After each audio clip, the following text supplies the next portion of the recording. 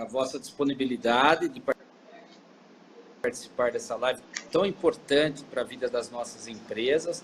Eu sei que o senhor está preocupadíssimo com tudo isso também, né, no reflexo para as empresas, além da questão da saúde, obviamente, mas agradecer muito a presença, o apoio entusiasta do presidente da Associação Comercial de Araraquara, o Dr. José Janone Júnior, e do presidente do Sindicato do Comércio Varejista, diretor, ambos são diretores da Fiesp, diretores da FEComércio São Paulo, né, que é o Dr. Antônio Delisa Neto.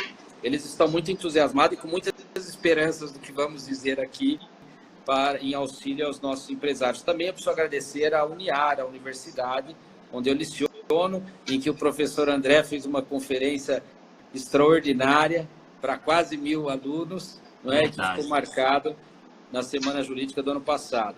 Eu queria já anunciar, com a licença do professor André, que na próxima semana, terça-feira, nós faremos uma outra live com um tema riquíssimo, que é essa atual pandemia, não é? Frente à criminalização ou eventual criminalização do não recolhimento de impostos.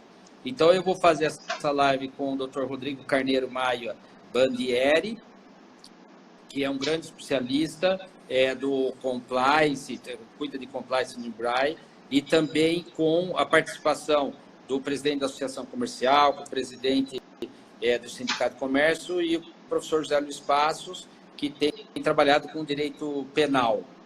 Então, acho muito importante, porque também já haverá uma enorme insegurança sobre o não pagamento de impostos. Ótimo tema. Não é? E se as pessoas vão sofrer ou não, se há alguma excludente, ou sei lá, nós temos que discutir, estamos estudando muito isso. Bom, o objetivo dessa live é proteger a empresa mesmo, porque, evidentemente, proteger a empresa, proteger o mercado. Eu, professor André, temos conversado demais com o Marcelo Guedes Nunes, Fábio Lioa, ontem tive com o Sérgio Campinho, Antônio Carlos Amaral me liga todos os dias dos Estados Unidos também. Estamos bolando uma série de medidas para propor, inclusive, para o governo, né, e para o parlamento. Desde a pandemia, nós estamos tendo uma inflação legislativa jamais vista na história, não é? Só de medidas provisórias, de um governo que não gosta de medidas provisórias, né, nós já tivemos 40. Milhares de decretos, os municípios, ora atrapalhando a vida das empresas, porque não entendem e não legislam sobre direito econômico, não sabem legislar sobre direito econômico, não é de sua competência, inclusive, ora auxiliando também a vida das empresas. Então, hoje, ninguém sabe mais. Hoje de manhã eu tive um curso com o Gilmar Mendes, o ministro Gilmar Mendes, ele me convidou, com advogados do mundo todo, tinha advogados americanos, advogados em Hong Kong. Realmente o problema é um pouco igual no mundo todo, uma retração econômica jamais vista, e essa retração econômica, claro, que atinge o povo, tanto que viram que quase 40 milhões, né, de brasileiros foram em busca daquele auxílio, eram as pessoas que a gente não sabia onde elas estavam, porque elas são ambulantes, elas vivem com pequeninos negócios, não é? E perderam esses negócios. Então, claro que você tem também esses benefícios, mas nós precisamos de benefícios para as empresas, porque se quebra a empresa, quebra o emprego, essa cadeia de emprego, de desenvolvimento econômico, e também nós vamos ter uma queda nos impostos, e os impostos é que financiam a sociedade, né? O Brasil não pode quebrar, como o mundo não pode quebrar. O governo está arrumando dinheiro de tudo quanto é jeito, mas já seca também a fonte, né? E nós não podemos permitir isso. Também nós estamos tendo uma coisa que a gente não conhecia, né, professor André? Uma judicialização da crise também jamais vista. Só o Supremo Tribunal Federal, em ações de controle concentrado, nós já passamos de 44, acho que tem que ser 50 e poucas delas, e quase 40% sendo deferidas, o que é pior, não é? Então, as questões estão muito complicadas. É preciso evitar, evidentemente, oportunismos. As principais medidas têm falado, olha, é daqui para frente, né? Vamos pensar aluguel daqui para frente, né? Não vamos nos aproveitar de situações passadas, né? Porque o judiciário vai explodir. Porque se a empresa explodir, todo mundo vai para o judiciário, evidentemente, buscar os seus direitos, né? Ou se conforta de perder e ir para a miséria, né? Então, isso não é comum, ainda mais no Brasil, que o Brasil tem essa questão da judicialização muito presente pós-Constituição de 84, de 88. Então, nós temos que pensar nesses instrumentos, né, de mediação, conciliação, tentar tirar isso do judiciário e fazer com que o bom senso prevaleça nas negociações. Todo mundo vai perder um pouco. O PIB perde. Hoje, eu conversei com esse advogado de Hong Kong. Lá, eles não tiveram essa retenção das atividades econômicas, pouquíssimas tiveram 1.000 casos, só eles estão do lado da China, 4 mortes apenas, e mesmo assim eles terão uma retração do PIB de 2%, porque Hong Kong não produz nada, ele vive dessa movimentação da economia global. Então, com essa abertura, eu queria passar a palavra primeiramente ao professor André para fazer as suas considerações e depois eu volto, que eu quero falar um pouco sobre a questão da recuperação, que eu estou pensando, e algumas medidas de natureza econômica que o governo já providenciou para as empresas e que não chegaram até elas. Eu queria falar um pouco sobre isso. Com a palavra, então, ilustre professor André Santa Cruz. Obrigado, meu amigo. Primeiro, queria agradecer muito o convite, né, dizer que é um prazer e uma honra poder estar aqui fazendo essa live com você. Né? Foi um prazer imenso estar aí na Uniara ano passado, como você disse, quase 1.000 pessoas. Acho que eu nunca dei uma palestra para tanta gente. Foi uma organização impecável de sua parte, de todos aí da Uniara. Muito obrigado. Dizer que é uma honra e um prazer estar aqui com você. Estou admirando aí o fundo aí atrás. Lembra que eu achei muito bonito quando estive aí. Parabéns. Enfim, é uma crise sem precedentes, né, Fernando? Essa que a gente está passando e que os danos dela ainda são imprevisíveis, né? Ainda são incalculáveis, ainda são imensuráveis. Por quê? Porque a gente não sabe quando vai parar, né? A gente toda hora ouve uma notícia boa, aí depois uma notícia ruim. Hoje eu li uma notícia que a Pfizer disse que até novembro tem uma vacina. Aí depois você vê outra notícia dizendo, não, isso não vai ter vacina nenhuma, vacina é só daqui a 2 anos. Aí depois você vê, olha, alguns países já estão cogitando em acabar o lockdown, tal. Aí você vê, logo depois diz, olha, aqui houve um aumento do número de casos, então o governador resolveu estender. Então, assim, a gente está num período que as informações não são tão seguras, nem podem ser, porque está tudo acontecendo agora, a gente tem que ter...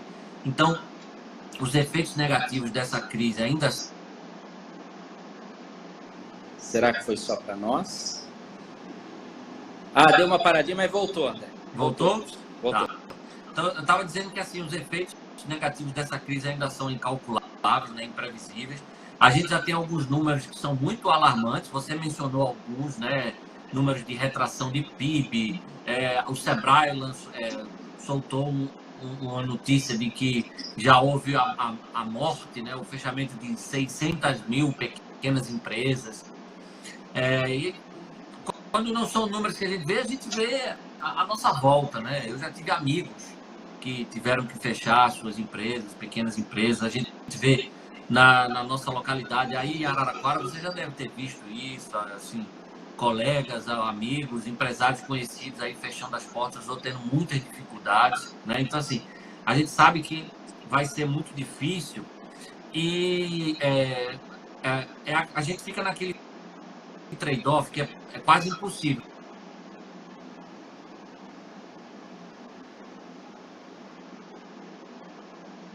De filosofia, tal, onde você pensa em situações limites, né? Você tem um avião, vai cair com não sei quantas pessoas em cima de uma casa que está cheia de criança. Se você pudesse evitar, você faria o quê? O avião cai para lá e morre todo mundo? Né? É mais ou menos isso que a gente tá vivendo hoje em relação à economia e à saúde pública, né? De um lado, você tem que ter políticas de isolamento, são necessárias, porque a gente sabe que precisa achatar a curva, não pode ter uma explosão, porque senão você colapsa o sistema de saúde, né? Mas, por outro lado, você não pode paralisar totalmente a economia, porque senão você vai colapsar um outro hospital, que é para usar o termo que o nosso amigo Marcelo Guedes usa, né, que seriam os tribunais, né? Os tribunais é como se fossem hospitais para tratar das crises jurídicas, né? Daquelas doenças não pode colapsar os hospitais, o sistema de saúde. Então, você tem que ter políticas de isolamento, de restrições, para você achatar a curva e controlar os danos da doença, né, do vírus.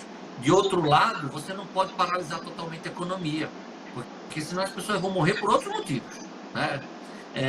E senão você corre o risco de colapsar também o poder judiciário, como você bem colocou. Então, paralelamente a isso, o que é que a gente pode fazer? A gente pode, no âmbito da economia, né? Porque saúde não é a nossa área, mas no âmbito da economia e do direito, né? O que é que a gente podia fazer? Como é que o direito poderia ajudar na solução, ou no enfrentamento, se não na solução, porque a solução a gente não tem, mas como é que o direito poderia ajudar no enfrentamento dessa crise? E aí eu acho que algumas palavras-chave têm que ser sempre lembradas. A primeira, desjudicialização, né? A gente não pode colapsar o poder judiciário nesse momento. A gente precisa pensar em estratégias de solução extrajudicial de conflitos. E nesse ponto, meu amigo, sobressai assim, de forma muito forte o papel dos advogados, né? O papel de pessoas como você e tantos outros, né? Na mudança dessa cultura do litígio que nós temos no Brasil, né? Esse é um momento de a gente reforçar a importância, mais do que a importância, Fernando, a imprescindibilidade de abraçarmos meios alternativos de solução de conflitos, como a mediação, a negociação, a conciliação, a arbitragem e outros, né? Hoje a gente tem... Ontem eu estava fazendo uma live com o caríssimo amigo professor Pablo Arruda e ele falou uma coisa muito interessante. Esse é um momento, é uma janela de oportunidades para empreendedores que atuam nessas áreas das legal techs, essas startups que pensam em soluções jurídicas, né? E ele apontava uma questão muito interessante, para que isso ocorra da forma mais eficiente possível, a OAB precisa repensar muitas coisas, né, amigo? Porque a gente sabe que a OAB ela tem posto muitas restrições, às vezes algumas, na minha modesta opinião, desarrazoadas, a novas iniciativas de mercado, aquela coisa, isso aí sou advogado, com advogado. A gente tem que saber que existem casos e casos, existem formas hoje de você prestar serviços jurídicos de forma mais eficiente por meio de iniciativas que usem a tecnologia, né, que usem a internet. Então, o professor André, só um pequeno pois parênteses, né? Outro dia eu estava vendo um estudo, inclusive, que os advogados são essenciais também nesse sentido das novas tecnologias. E, no fim, eles vão ter que fazer o documento para dar eficácia àquilo, vão receber seus honorários sim, em um mês do que ficar 5 anos, 10 anos no fórum, né? Então, quer dizer, também é um mercado para a advocacia, só que, evidentemente, a advocacia tem que pensar diferente, porque nós fomos criados por litígio, né? A nossa Uniara aqui foi uma das primeiras universidades do país a instituir uma disciplina semestral de mediação e arbitragem. Foi uma das primeiras, imagina, não é? Então, porque a gente foi criado no litígio, fizemos agora, 5 anos, 6 anos atrás só. Fomos o primeiro Sejusc do estado de São Paulo, um dos primeiros do país, né? O nosso grau de conciliação em família é 85%, no civil 40%, 45%, que não vai para o judiciário, entende? Olha aí. Mas, enfim, e sempre a gente prestigia o advogado. O advogado é que dá a grande essência, né? Mas, perdão, era só uma parte, perdão. Não, ótimo. Então, assim, o primeiro ponto é esse, a desjudicialização, né? E a mudança dessa cultura do litígio, né? E uma outra questão que eu acho importantíssima, que a gente tem que ter aí, e você falou muito bem isso, é a gente tomar muito cuidado com medidas oportunistas. E quando eu falo em medidas oportunistas, eu me refiro a isso de uma forma bem ampla. Nós podemos ter medidas oportunistas das partes. A gente sabe que existem empresas que não estão sofrendo tanto quanto outras nessa crise. Na verdade, existem empresas até que estão estão aproveitando essa crise, e aí nada contra, está certo. A crise está sendo uma oportunidade para elas crescerem, né? Melhorarem até, empresas de tecnologia, etc. E já outras empresas estão sofrendo muito mais. Então, assim, tem que tomar cuidado para que empresas que não estão sofrendo os efeitos negativos da crise, ou que estão sofrendo menos que outras, não tenham as mesmas, como é que eu posso dizer, as mesmas medidas de proteção que essas empresas que estão sofrendo mais merecem, né? Então, o judiciário tem que estar muito atento a esse tipo de oportunismo. E a gente tem que tomar cuidado com o oportunismo legislativo também. Você mencionou aí, né, a maior inflação legislativa da história do Brasil, a quantidade de projetos de lei que estão sendo propostos com base nesse período que nós estamos vivendo aí do coronavírus, é impressionante. E a maioria, Fernando, assim, me desculpem os proponentes, mas a maioria são projetos de lei assim que trazem coisas absurdas, né? Como muitas das medidas provisórias que foram editadas porque é realmente necessário. A gente vive um momento de extrema dificuldade, mas a gente tem que tomar muito cuidado com o oportunismo. Então, foco na desjudicialização, mudança de cultura do advogado brasileiro, né? Tirar a cultura do litígio e pensar na cultura da negociação, né? Da conciliação, da mediação e muito cuidado com o oportunismo, tanto jurídico quanto legislativo, né? Eu acho que essas são algumas palavras-chave que a gente tem que atentar. Agora, professor André, o senhor hoje, que é um grande professor, seu livro é extraordinário, a gente ministra as aulas com o livro do professor Fábio e o seu, né? O seu permita-me chamá-lo de você, né? Claro. E você está hoje num cargo, eu acho, um dos cargos mais importantes para as empresas na República, porque você ocupa a direção do DREI, que é pouquíssimo conhecido, né? Os empresários conhecem, todos os empresários do Brasil sabem o que é a junta comercial, mas não sabem o que é o DREI, porque eles não vão para o DREI, eles vão para a junta. O DREI é o que organiza nacionalmente e tem essa obrigação de organizar nacionalmente o registro do comércio e tudo que se passa pelas juntas comerciais. Eu gostaria, se o senhor pudesse, em 5, 10 minutos, fazer um balanço do que o senhor já conseguiu fazer no DREI agora, nesse sentido, pós-pandemia, apesar que as suas regras de desburocratização foram anteriores, elas já estavam prevendo, né, ajudar a vida das empresas, evidentemente, mas é por um conceito que o senhor tem de liberdade econômica, né? O senhor foi um dos autores da MP da liberdade econômica, e eu lhe parabenizo por isso. Mas eu queria que o senhor falasse um pouquinho isso, o que já está ajudando dentro da própria junta, e também, se puder já adiantar, embora seja meu tema, recuperação judicial, que eu vou falar, se o senhor puder adiantar aquele projeto do Marcelo Guedes com o Fábio Lhoa, de fazer uma espécie de recuperação, não é bem isso, mas enfim, o senhor pode até falar sobre isso, via junta comercial, né, coordenada aí pelo DREI. Se o senhor acha que isso poderá ter viabilidade, eu posso até depois detalhar um pouquinho mais o projeto, mas só para ver o que o senhor está pensando aí. Tá, vamos lá. Primeiro, foi bom você lembrar da MP da Liberdade Econômica, meu amigo. Sabe por quê? Porque hoje faz 1 ano que ela foi editada. Ah, que beleza. A MP da Liberdade Econômica faz 1 ano hoje, né? E é uma data muito especial. Depois ela acabou sendo convertida em lei em setembro, né? Em setembro a lei vai fazer 1 ano, mas a MP mesmo foi de 30 de abril de 2019. Então é um dia muito importante hoje para todos aqueles como nós que defendemos a mais liberdade para os empresários, né? Mais liberdade econômica para quem quer empreender, gerar riqueza. Lá no âmbito do DREI, o foco da gente, e isso já antes dessa pandemia, tem sido a transformação chamada Secretaria de Governo Digital, que é a secretaria que pensa em todas as estratégias de governo digital do Brasil. E o DREI é um departamento dessa secretaria.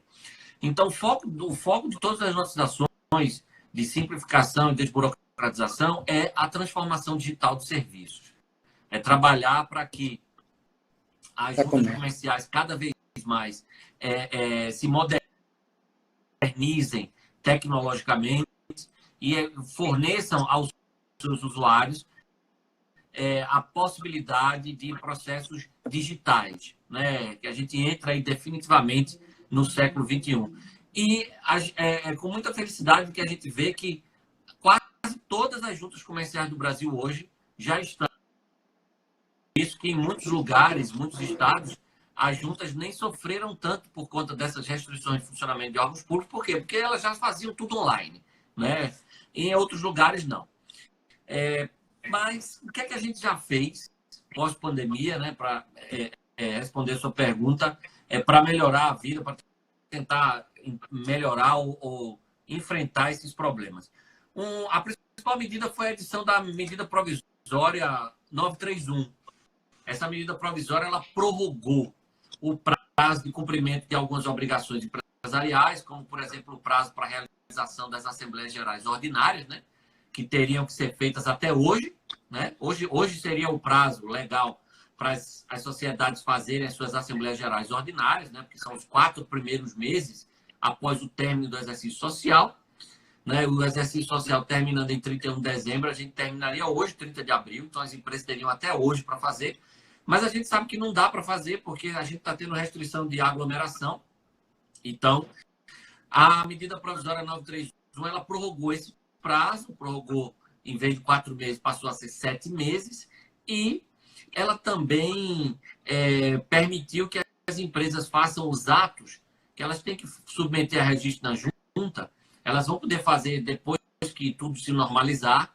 E aquela regra do artigo 36 da Lei de Registro de Empresas, que diz que quando você pratica o ato dentro de um prazo, os efeitos retroagem à data da assinatura, elas vão valer não a partir da assinatura do ato. Outra coisa que essa medida provisória previu, foi muito importante, que a gente já regulamentou, tanto o DREI quanto a CVM já regulamentaram. A CVM regulamentou para companhias abertas e o DREI regulamentou para companhias fechadas, limitadas e cooperativas, foi a possibilidade de você fazer as reuniões e assembleias de forma virtual, né? As assembleias semipresenciais ou assembleias digitais, né? Aquelas assembleias que não são feitas em nenhum local físico.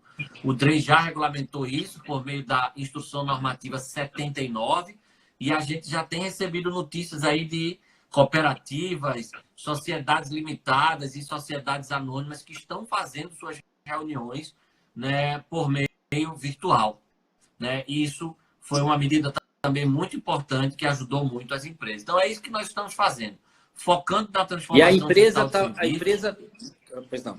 empresa está podendo já arquivar essa ata de forma online ou ainda não? Nas juntas comerciais? Sim, as juntas comerciais todas hoje, elas têm serviços digitais. Algumas juntas ainda não oferecem 100% dos serviços de forma digital. É o caso da Junta de São Paulo, por exemplo. A Junta de São Paulo, como é a maior do Brasil, o volume é muito grande, ela ainda não concluiu sua transformação digital 100%. Mas então, hoje você faz abertura de empresas online, mas outros atos você ainda não consegue fazer de forma online na Junta Comercial de São Paulo. Mas isso é algo que eles estão trabalhando. A presidência hoje da Junta Comercial do Estado de São Paulo, conduzida de forma muito competente pelo presidente Walter Ioshi, né, sob o comando da secretária Patrícia Ellen, e eles têm feito um grande trabalho para concluir essa transformação digital de serviço na Junta de São Paulo. Mas em quase todas as outras demais juntas do Brasil, você consegue fazer tudo online. Aí, outra coisa que nós fizemos, você até me lembra de dizer, para você fazer processo digital, Fernando, você precisa ter o danado do certificado digital, né? Que no Brasil, infelizmente, ainda é complicado para você fazer um certificado digital, é ainda meio burocrático e ainda é caro, né? Então, pensando nisso, nós fizemos duas coisas que vão também impactar muito positivamente os empresários do Brasil. Nós implantamos um projeto piloto na Junta Comercial do Rio de Janeiro. Lá, o processo digital ele pode ser feito com certificado digital, mas também com um sistema chamado BioValid, desenvolvido pelo SERPRO, para que ele faça assinatura de processos digitais com reconhecimento facial. Isso já está valendo na Junta do Rio, e a ideia da gente é levar para o Brasil inteiro até o final do ano que vem. E nós também, em parceria com o ITI, o Instituto de Tecnologia da Informação, que é quem regulamenta o certificado digital no Brasil, nós editamos uma instrução normativa para facilitar a emissão de certificado digital online. Você não precisar ir na certificadora levar a documentação, você poder fazer isso virtualmente, né? E aí obter o seu certificado digital. Então, são medidas que a gente já tomou também pós-pandemia, que eu creio que podem ser muito úteis para melhorar a vida das nossas empresas aí. Muito bem. E sobre a questão da recuperação lá do projeto Sim, deles? o Marcelo e o professor Fábio, né? Fiz até uma live com o professor Marcelo e vou fazer uma live hoje, às 8h30, com o professor Fábio. Coincidência. Eu vi. O Marcelo escreveu um vídeo também nas suas redes sociais defendendo algo parecido, concordo totalmente, que vai muito na linha daquilo que eu falei hoje no início dessa nossa conversa, né? Da desjudicialização. Porque é o seguinte, o que é que o Marcelo fala, e ele tem toda a razão, né? Se nós acharmos que os institutos jurídicos que temos são suficientes para resolver o problema das empresas nessas crises, nós vamos cometer um erro gravíssimo, né? O que é que ele diz? Ele diz algo muito interessante. Ele diz o seguinte, o direito ele tem instrumentos para corrigir problemas assim imprevisíveis num contrato. A gente tem a figura da teoria da imprevisão, né? A resolução por onerosidade excessiva, a revisão contratual e tal. Quando o problema, a crise é maior e ela não atinge um contrato especificamente, mas toda a empresa, nós temos o Instituto da Recuperação Judicial. Mas só que o Marcelo diz o seguinte, nós estamos numa crise nível 3. Né? O do contrato seria nível 1, da empresa nível 2, que é uma crise que pega todo o mercado. Então, a recuperação judicial ela não vai servir. Se a gente achar que as empresas vão entrar a pedir recuperação judicial ou vão entrar a pedir revisão dos contratos, isso vai resolver? Não. O que é que nós vamos ter? Nós vamos ter um colapso do sistema judiciário e amanhã nós vamos ter todo mundo é réu e autor em diversas ações de recuperação judicial, ou de revisão de contrato, de cobrança, etc. E como o judiciário no Brasil já é lento e ele vai colapsar, esse vai ficar mais lento ainda, nós vamos protrair essa crise aí por muitos anos. Né? Então, o que é que ele diz? Ele diz que nós temos que pensar em soluções que sejam fora do judiciário, né? E que deem, ao mesmo tempo que deem um fôlego para as empresas que estão precisando desse fôlego porque não conseguem pagar suas obrigações, que crie incentivos para uma aceleração de pagamentos e uma retomada da economia. E aí ele sugere que isso seja feito por meio de uma espécie de declaração, uma espécie de moratória, mas não é nem bom usar esse termo, porque esse termo tem um sentido pejorativo, mas seria uma declaração que a pessoa faria. Não seria para todos, seria basicamente para pequenas empresas, que é quem mais sofre com essa crise, são as que mais sofrem com essa crise. E só aquelas que tivessem realmente demonstrado ter um prejuízo na ordem de 30% ou mais em relação ao ano anterior, essas empresas poderiam, na junta comercial, arquivar uma declaração lateral, e aí, portanto, suas dívidas seriam postergadas por período curto de tempo, assim, por não mais do que 120 dias, e elas teriam a possibilidade de pagar com desconto essas dívidas se elas fizessem esses pagamentos dentro desses 120 dias. Então, se fizer em 30 dias, o desconto é maior, em 60 dias o desconto já reduz um pouco, em 90 dias o desconto seria bem pequeno. Por quê? Porque, ao mesmo tempo, você daria um fôlego para as empresas, você queria mecanismos de aceleração de pagamentos para a retomada da economia. Essa é a ideia dele. O professor Fábio já manifestou concordância, fazendo alguns outros apontamentos. Eu sou totalmente a favor também dessa ideia. Né? Porque anteontem acho que eu conversei muito com ele sobre isso, faz esses dias, e ele dizia, o problema da recuperação é que a gente para com o pagamento, né? A recuperação das grandes empresas dão desconto de 80%, 20 anos para pagar, nos grandes, né? Isso, 2 anos de carência. Recuperação de pequeno não existe. Se todo mundo vai entrar com a recuperação, todo mundo, eu tenho um monte de cliente que já procurou, inclusive, né, que talvez tenha que entrar, né? Se todo mundo vai entrar, para o pagamento. E se para o pagamento, para a economia. Então ele fala, nós tínhamos que ter incentivos para pagamento de alguma forma, né? E esse incentivo você pode fazer através da mediação, da conciliação, etc., fora do judiciário, talvez com esse protocolo na junta. Eu acho que é uma coisa que a gente tem que pensar. Nós aqui na universidade estamos pensando também muito no mestrado nosso que só trabalha com isso, de desjudicialização, né? Nós estamos pensando em alguma coisa nessa alternativa. Agora, eu queria lembrar também, professor André, sobre aquela recomendação do CNJ 63, né? Foi um grande esforço do CNJ para os juízes priorizarem o levantamento dos valores que estão lá depositados, meu Deus do céu. Libera isso logo para as empresas, para movimentar a economia. São bilhões que estão depositados, que são de grandes empresas, porque a recuperação judicial até hoje só se prestou para grande empresa, né? Suspender também as Assembleias Gerais de Credores presenciais. É claro, isso daí vai ter que fazer, né? Tem que fazer online. Depois, uma coisa que eu achei interessante na recomendação do CNJ foi permitir que se modifique o plano. Porque o plano que foi feito não vai ter condição. Ninguém estava pensando em pandemia. Então, se for preciso, modifica o plano e, se não for aprovado, para evitar falência, que é a base do nosso projeto. Nesse ponto, porém, é importante destacar nessa área de falência e recuperação de empresa em São Paulo, que você pode modificar o plano. Agora, essa modificação não pode ser imposta, né? Como a recuperação ela tem natureza negocial, contratual, o que é que ele falou? Não. Então, devedor, apresente um aditivo, porque aí a gente leva isso para os credores debaterem. Né? Exatamente. Porque, em alguns casos, as empresas estavam pedindo para o juiz impor uma alteração lateral do plano. Aí não. Né? Não, então, acho que e até porque tem plano. Sensata.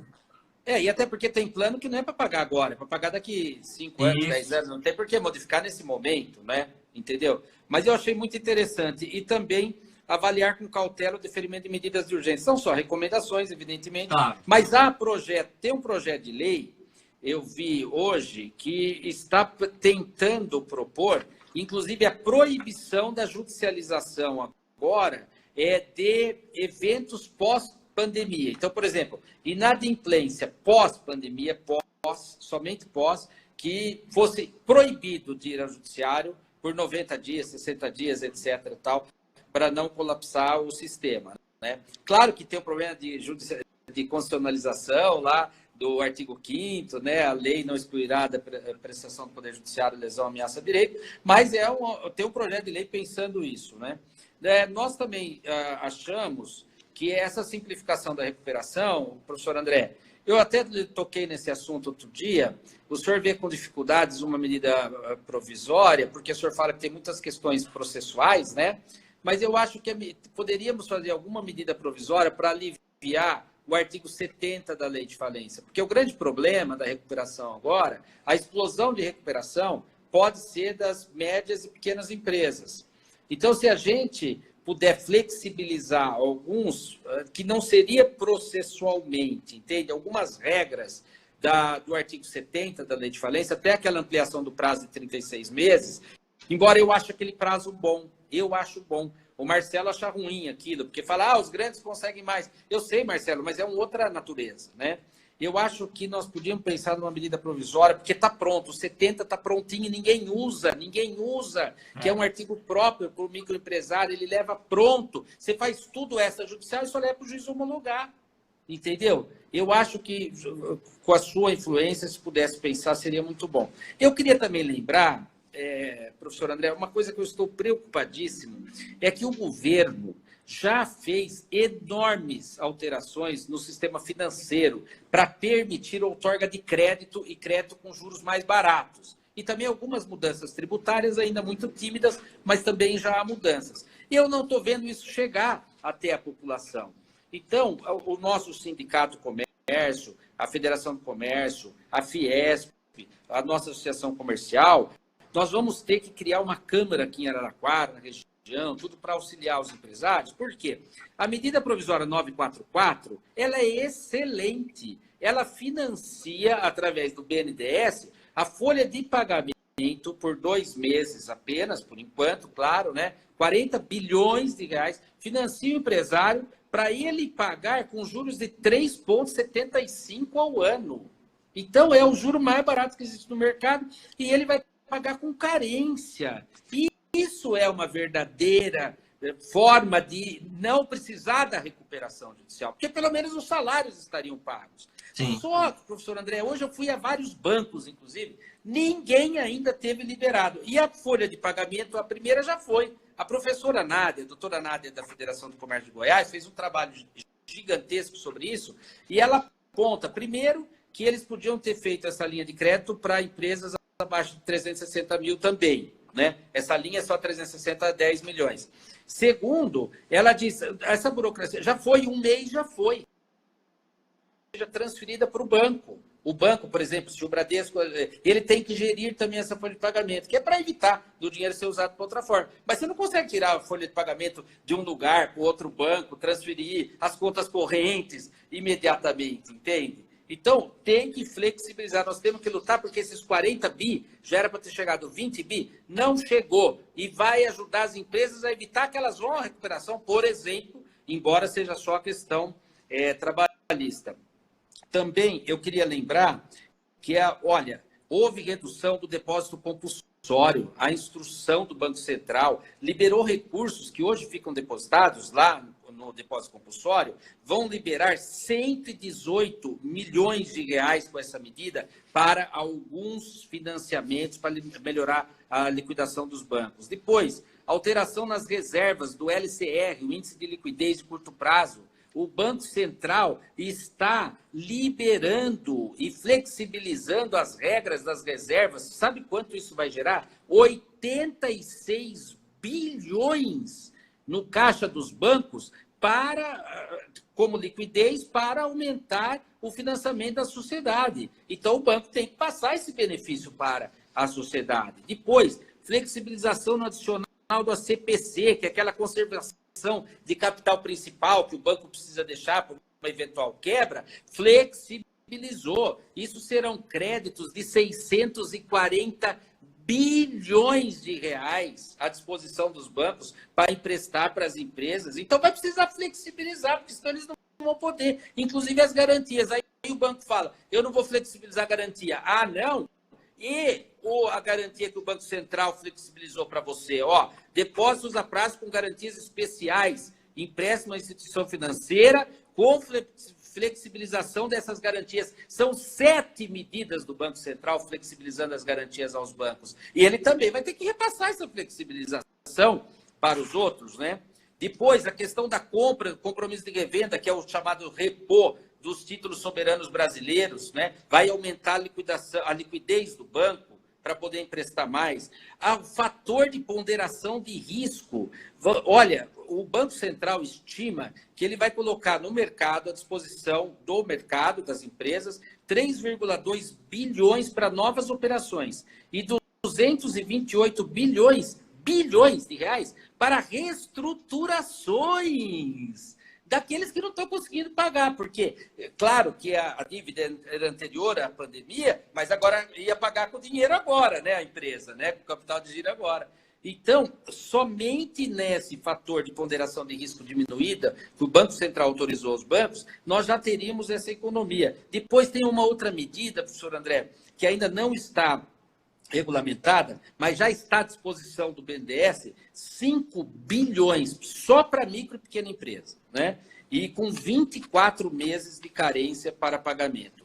Nas reduções de tributo, nós já vimos, foi muito pouco ainda, mas o Sistema S reduziu um pouco, depois IPI, OF, o imposto de renda, e nós tivemos algumas alterações também de prazos, de imposto, o fundo de garantia foi mitigado, né? Então, isso também, principalmente parcelamento de dívidas tributárias, mas eu tenho visto muitas ações judiciais de empresas tentando não pagar o ICMS, não pagar alguns tributos. Os juízes não têm concedido, porque isso vai gerar um efeito cascata, evidentemente. De estados, 18, foram concedidas as 18 para que o Estado não pague as parcelas da sua dívida com a União por 180 dias, né? Então, os estados também poderiam prorrogar algum tipo de imposto, alguma coisa, pelo mesmo prazo, porque ele também, apesar que vai ter retração econômica, não vai ter. Aqui em Araraquara não está tendo o ICMS, não está gerando ICMS, o comércio está fechado, excetuando aqueles essenciais, então já vai ter uma diminuição, né? Também na questão da renegociação do contrato, como o professor André falou, a palavra de ordem é renegociação. Todo mundo tem que perder um pouco, não tem jeito. E teve uma MP agora, do dia 27, anteontem, a MP 958, dispensou os bancos públicos, por enquanto, somente os bancos públicos. Eu tenho a impressão que o governo fez algum estudo de que ele não poderia fazer essa exigência aos bancos privados. Eu acho que pode, mas não fez. Os bancos públicos, para conceder empréstimos agora, podem dispensar da RAIS, a CNDs, a temíveis CNDs, exceto da Previdência, Fundo de Garantia, certificação de regularidade junto ao CADIM, não precisa apresentar, ITR e tal. Então, isso foi muito bom, né? Também, professor André, nessa renegociação contratual, eu acho que o senhor deve conhecer já, porque é exclusivo de São Paulo, por enquanto, o provimento 11 de 2020 da Corregedoria. Eles estão com um plano de projeto piloto, né, para disputas empresariais, mas aí são só entre duas empresas, não abrange a recuperação. Então, o empresário faz um pedido na justiça, o juiz designa em 7 dias uma audiência nos Estados Unidos, muito conhecido na Europa também, ODR, é a sigla, né? É Online Dispute Resolution. Você vai poder fazer essa mediação online. Nas regras trabalhistas, professor André, como nós estamos falando aqui para os nossos empresários, né? Sim. Eu não vou, porque nós estamos já, faltam poucos minutos, eu não vou repisar todas as medidas provisórias. Eu tinha feito aqui um pequeno roteiro, mas os empresários já estão mais ou menos sabendo tudo isso. Nós podemos um dia, talvez, fazer uma live específica sobre a questão trabalhista, o que deu certo, o que deu errado. Graças a Deus, o Supremo mudou aquela liminar do Lewandowski. Aquela decisão, decisão, com todo respeito, aquela decisão não fazia nenhum sentido. Não fazia nenhum sentido, mas e graças a Deus, ainda o plenário bem que o Tribunal Federal reformou. É isso mesmo. Bom, nós temos aqui, professor André, uma pergunta do nosso presidente da Associação Comercial. Ele pergunta: as juntas comerciais, sindicatos, Ministério Público do Trabalho, os congressistas, já estão pensando em criar novas leis trabalhistas em visão desta nova realidade, flexibilizando ainda mais, né? Haverá um clima aí para uma nova reforma trabalhista? E ele também pergunta alguma coisa de... Eles precisam voltar a trabalhar. Ele fala: as empresas precisam voltar a trabalhar. Como fazer com esses riscos da saúde, né? Então, esse último eu posso responder. Esses riscos da saúde é absolutamente possível de serem tratados. Você vai no supermercado, por que você não pode trocar o pneu? Trocar pneu está podendo. Por que você não pode comprar um presente? É só fazer a mesma regra. 1 por vez, 2 por vez, 3 por vez. Por que você é obrigado a comprar um shampoo? Você tem que comprar somente onde está aberto. Se você tem costume de comprar na outra loja que só vende isso, pode ir lá. Vai com cuidado. Vai com o álcool gel, vai com a máscara. Né? Os estudos agora estão mostrando que a máscara é mágica, né? Estão mostrando isso agora, né? Então, realmente tem que usar, e eu acho possível. Agora, sobre esse problema das novas leis trabalhistas, eu não tenho visto nada maior do que o governo já tem fazendo. Eu gostaria de ver se o senhor tem visto alguma coisa superior para responder para o nosso presidente. Não, também não, nada de específico, mas eu acho que tem que mudar. Eu acho que a reforma trabalhista brasileira, Fernando, ela só vai terminar mesmo. A gente só vai deixar de precisar de continuar reformando a legislação trabalhista brasileira depois que a gente fizer muita coisa ainda. Tivemos algumas reformas recentes que foram boas, né? A própria Lei da Liberdade Econômica já trouxe também outras mudanças, mas ainda falta muito para melhorar o direito do trabalho no Brasil. E a própria justiça do trabalho, né? Existe toda aquela discussão se é necessário mesmo termos uma justiça especializada. E os números me parecem indicar que a gente podia pensar em caminhos alternativos, né? O Poder Judiciário brasileiro é muito caro, né? A Justiça do Trabalho brasileira é muito cara. E acho que, então, respondendo, assim, não é nossa área lá no Ministério, não é minha área, né? A gente cuida de registro de empresa, essa questão de reforma trabalhista, mas eu acho que ainda há muito o que reformar na legislação trabalhista brasileira. Então, eu espero que eles não tenham parado, não. Eu espero que exista muita coisa ainda lá sendo pensada. Eu estava... Pode falar. Quanto a essa questão do comércio voltar, eu acho que eu sou a favor de a gente repensar o chamado isolamento horizontal, né? Agora, isso tem que ser feito com muito planejamento, com muita estratégia. A gente vê que em certos lugares, assim, onde já se liberou, as pessoas estão indo, estão se aglomerando nos locais, sem proteção. Então, acho que é como você disse, cria regras. Né? Da mesma forma que você cria regras para as atividades essenciais que não pararam, você pode criar também para as atividades não essenciais que pararam. Você cria regras. Obrigatório o uso de máscara, usar álcool em gel, permitir, em certos lugares, você tem como permitir atendimentos individualizados, né? Então, você tem como fazer. Porque é aquilo que eu disse lá no início da live, Fernando. É um trade-off. Você não pode colapsar o sistema de saúde, mas você também não pode deixar colapsar a economia.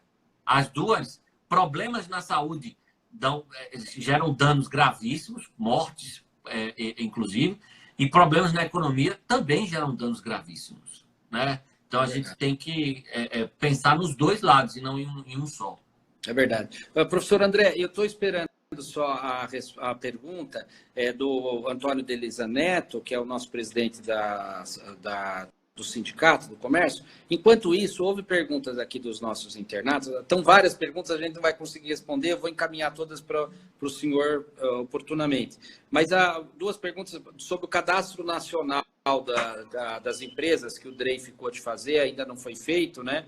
E uma maior sincronização entre as juntas.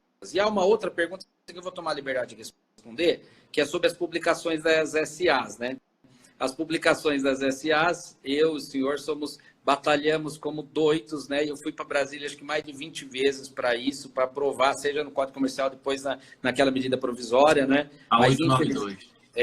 Infelizmente, a Câmara dos Deputados entendeu ainda que não é o momento, né? Que talvez seja melhor seguir o caminho da própria lei da liberdade econômica, porque os jornais ainda precisam dessa receita, né? Eu fiquei horrorizado, porque então eles criaram um tributo para financiamento dos jornais, entende? Tudo bem, é um tributo, né? Que só a sociedade por ações são obrigados a pagar. Mas que ninguém lê mais aquilo, ninguém lê. Ninguém lê.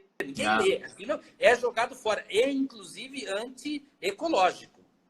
É anti-ecológico, porque é desse tamanho o jornal, todo mundo joga no lixo, porque vai direto aqui na e coisa, é caríssimo. Mas, caríssimo. Então, eu queria que o senhor respondesse isso, enquanto eu vou ver a pergunta do Antônio Delisa, sobre a questão do cadastro nacional. O cadastro, o CNE, o Cadastro Nacional de Empresas, ele foi descontinuado há algum tempo, em virtude de problemas que houve nos sistemas aqui. Também o DREI saiu da Casa Civil, voltou para o EMIDIC, depois saiu do EMIDIC, foi para o Ministério da Economia e tal. Mas a gente agora tem a Base Nacional de Empresas, a BNE, que está pronta, né? E fizemos o mapa de empresas do Brasil.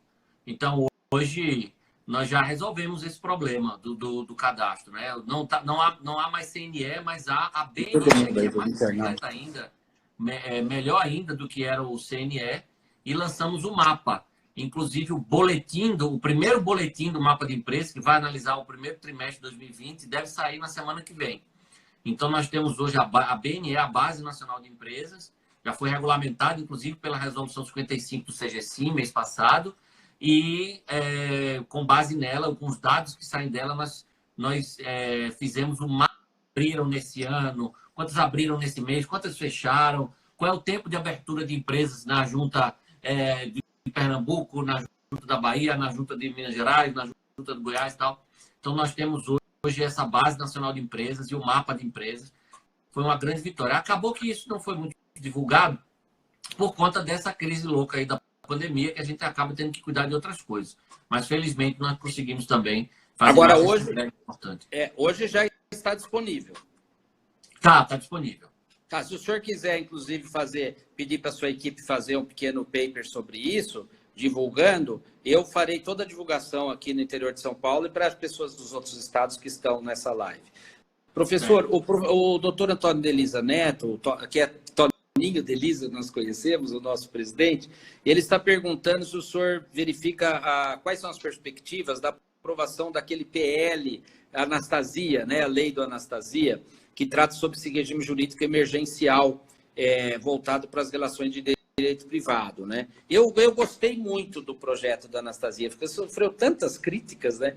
Mas eu acho que tem coisas positivas. O Senado deu uma melhorada, eu acho, né? Mas realmente ele é um pouco perigoso, porque ele abre uma aventura, né? Mas tem coisas positivas ali.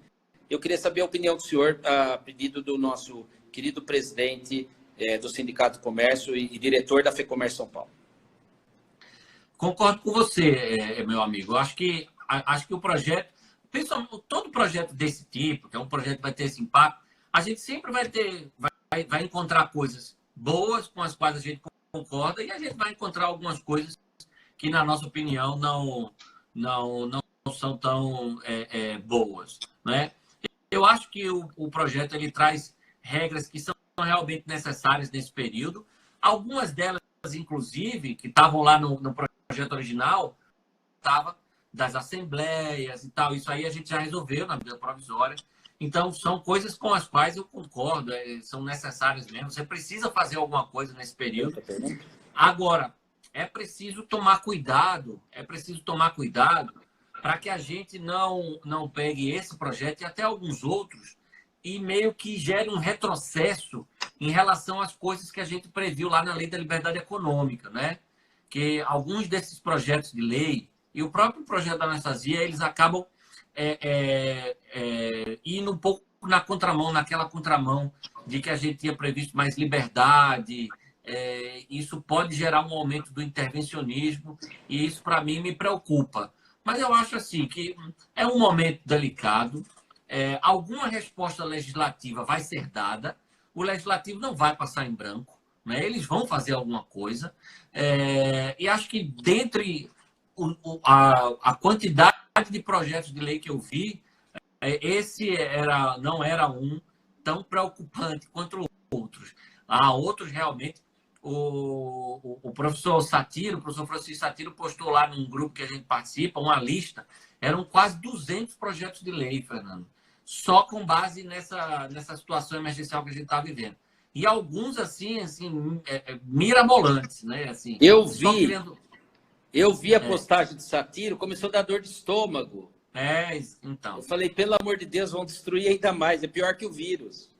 Então, ele tem que tomar cuidado com isso. Mas eu acho que o projeto do senador Anastasia ele tem pontos positivos, pontos necessários. Como eu disse, uma resposta legislativa vai ser dada. Agora, o importante é que a gente aproveite o momento para debater, né? E que a gente não acabe aprovando algo de forma muito apressada e para depois se arrepender. E será que a Câmara aprova?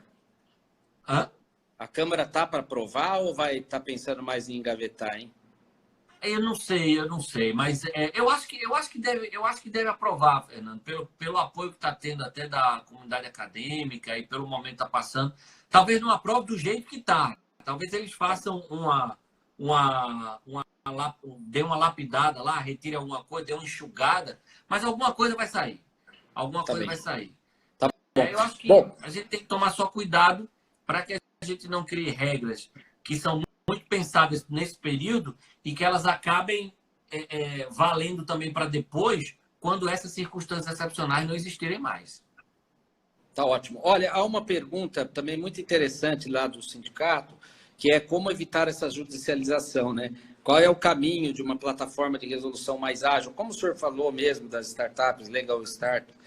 Então, nós precisamos, eu acho que ainda não há uma solução, né? Eu tenho a impressão que essas recomendações do CNJ, elas podem nos ajudar muito. A mudança de cultura, conforme o senhor falou logo no começo, vai ser necessária, mas eu ainda sou entusiasta de uma medida provisória sobre esse tema, vindo um pouco a redação dela do próprio Supremo Tribunal Federal. Eu vi outro dia o ministro Toffoli dizer sobre isso. Hoje o ministro Toffoli baixou uma resolução sobre o funcionamento do tribunal também, muito interessante. Eu não consegui estudá-la inteiramente, comecei a estudar hoje. O pessoal que parece que prorrogou o teletrabalho até o final do ano, né? Também. E essa era uma das coisas que eu ia falar. Na questão da reforma trabalhista lá, que perguntou o nosso presidente, eu tenho a impressão que essas regras de flexibilização sobre o teletrabalho vão ficar a vida inteira, viu? Eu tenho a impressão que vão ficar. Eles vão perpetuar Essa nova reforma trabalhista, acho que vai ser com base no que deu certo de flexibilização,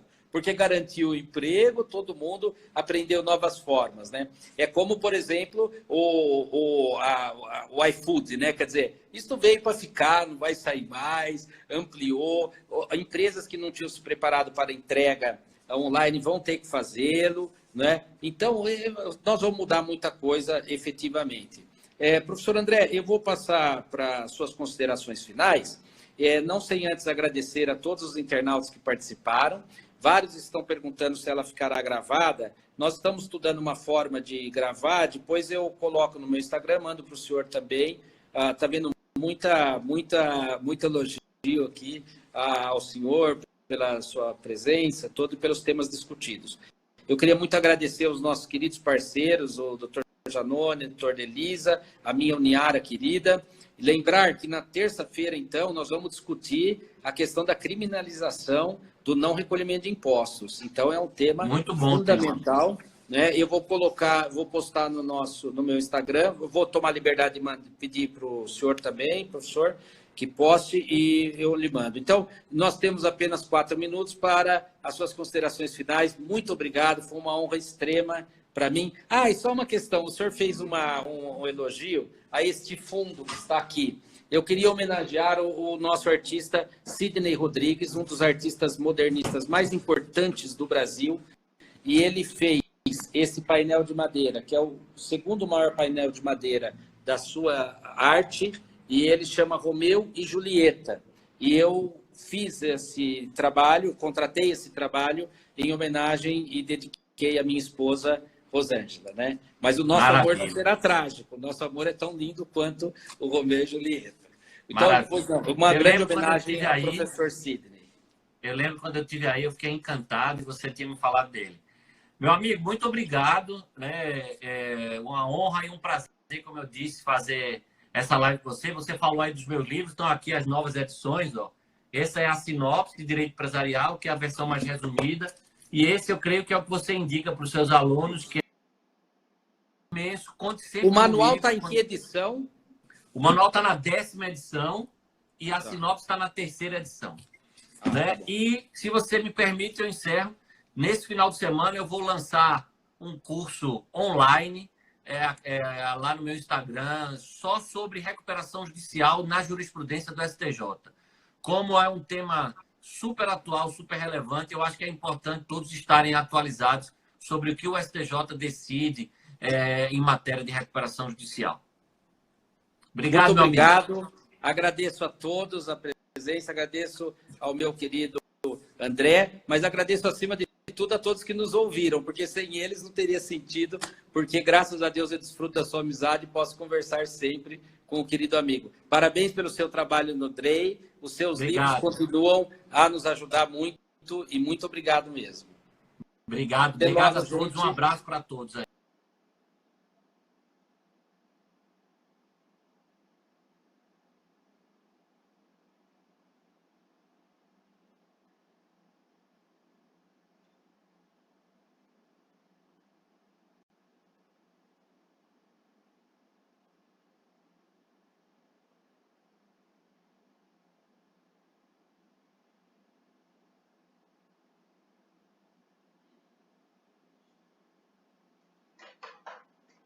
Então, agora eu disponibilizei ela aqui, gravou. Legal. Deu lag só no dele, né?